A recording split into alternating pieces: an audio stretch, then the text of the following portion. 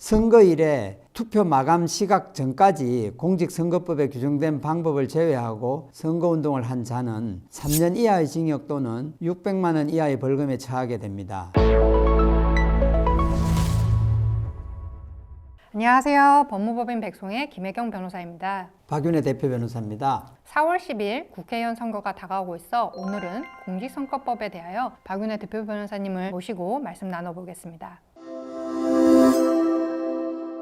대표님은 검찰에 재직하실 때 선거 사건 등 공안 사건을 많이 처리하신 공안통으로 유명하셨는데 어떤 공안 업무들을 담당하셨나요? 예, 1999년 충주지청, 2003년 성남지청 근무 시 공안 담당 검사를 했습니다. 2005년부터 2007년까지 대검찰청 공안부 검찰연구관으로서 각종 선거 업무를 담당하며 선거사법 양형 기준을 설정하고 대검찰청에서 발간한 공직선거법 벌칙 해설 책자 집필에도 참여하였습니다. 그리고 부장검사, 차장검사, 검사장 재직 시에도 공안 업무를 많이 담당했습니다. 먼저 선거법의 개념 정의부터 해주시면 좋을 것 같습니다. 선거법은 형식적 의미 또는 협의로는 공직선거법을 말합니다. 실질적 의미 또는 강의로는 공직선거법 외에 교육감 교육위원 선거, 농협 축협, 수협, 산림조합 등 조합장 임원 선거, 정당의 대표, 간부 등 선거,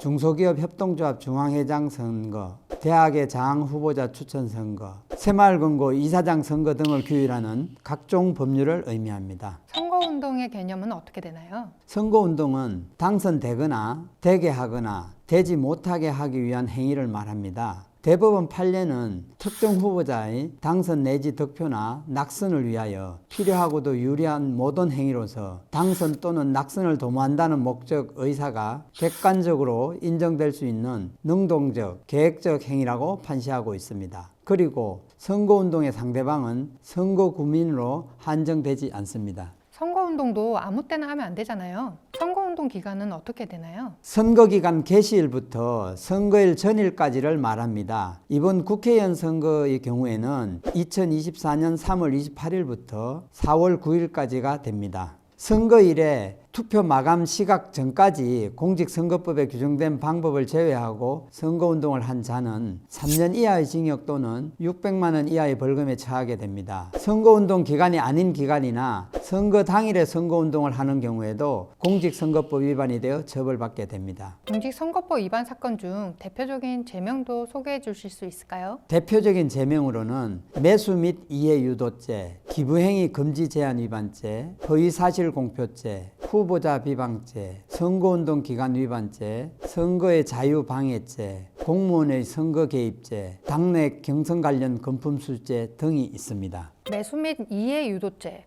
말도 어려운데 이건 어떤 범죄인가요? 매수 및 이해 유도죄는 공직선거법 제230조에 자세히 규정되어 있는데 매수 행위는 특정인의 당락이나 투표 의사에 영향을 미치게 할 목적으로 금품을 제공하는 행위를 말합니다. 이해 유도죄는 선거운동에 이용할 목적으로 공공단체, 모임에 금품을 제공하는 행위를 말합니다. 즉 매수 및 이해 유도죄는 선거운동을 위하여 금품을 제공하는 행위를 말한다고 보면 됩니다. 위반 사례 중 다수를 차지하는 기부행위 금지 제한 위반죄는 어떤 것인가요? 공직선거법 제257조에 기부행위 금지 제한 위반죄가 규정되어 있습니다. 선거의 공정을 보장하기 위하여 선거에 있어서의 불가매수성을 규정한 것인데 금품 수수로 표를 사는 행위를 금지 제한하는 것입니다. 기부행위는 당사자의 일방이 상대방에게 무상으로 금품이나 재산상 이익을 제공하는 것을 말합니다. 그럼 허위사실 공표죄는 무엇인가요? 허위사실 공표죄는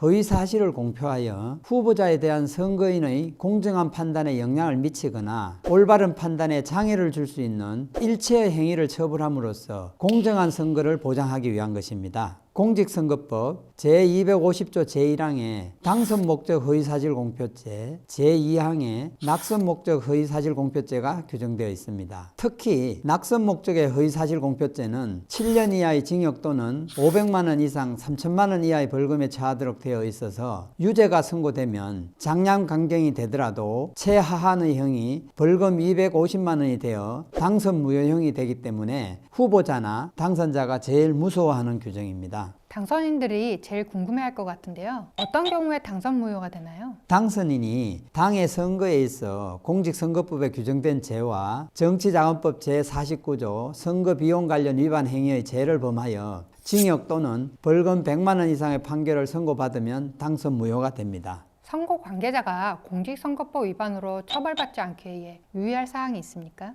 공직선거법 관련 규정을 숙지하여 행동하고 애매한 경우 사전에 선거관리위원회에 문의를 하는 것도 좋으며 공직선거법은 복잡하고 어려워서 공직선거법 위반으로 고발되거나 수사를 받게 되는 경우에는 전문 변호사와 상의하여 도움을 받는 것이 좋습니다. 대표 변호사님과 상의하면 되겠네요. 네. 오늘은 선거법, 선거사법, 선거운동 등 공직선거법의 기초 개념과 대표적인 규정에 대해서 살펴보았고 다음 영상에서 공직선거법에 대해 더 자세하게 알아보도록 하겠습니다. 영상이 도움이 되었다면 구독, 좋아요, 알림 설정 부탁드립니다. 감사합니다.